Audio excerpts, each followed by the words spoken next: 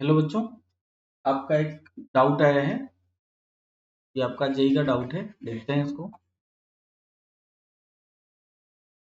एक डाउट था आपका, दो चार्जेस हैं, दो चार्जेस थे, दो चार्जेस हैं वो टू ए डिस्टेंस पे रखे हुए हैं और इनके परपेंडिकुलर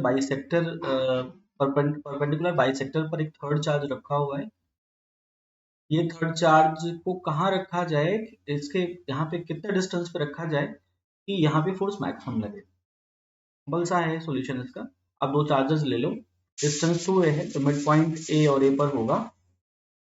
फिर आप यहाँ पे देखो, ये मान लो वाई डिस्टेंस पे आपने थर्ड चार्ज को रखा है, तो यहाँ पे आप इसको डिस्टेंस को वाई ले लो। फिर ये जो आप यहाँ पे आप इन दोनों चार्जेस को इस पॉइंट से जोड़ दो तो आपको दो कोलम्बियन फोर्स मिलेंगे, ये k q not upon a square plus y square.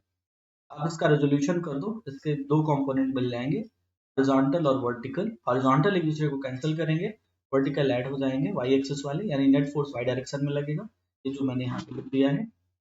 अब यहाँ पे एफ वाई की डिपेंडेंसी देखो, तो ये वाई पे डिपेंड कर रहा है क्योंकि बाकी सारे पैरामीटर्स कांस्टेंट हैं।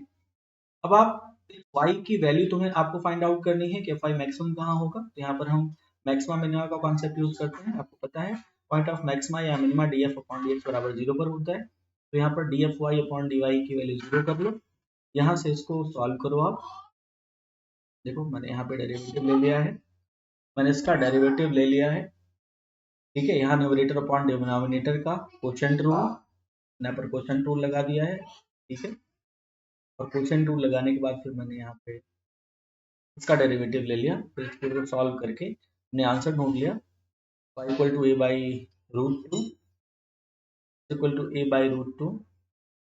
क्योंकि फाइनली इन्होंने कहा कि distance A by root X के बराबर है, तो हम अपने आंसर को ए बाई रूट एक्स से इक्वेट करा देंगे, तो यहाँ से हमें एक्स की वैल्यू 2 पता।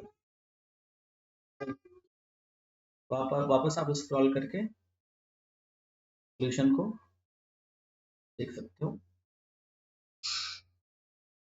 This is the final solution. Still इसके बाद भी अगर कोई डाउट रहता है तो मुझे बताओ।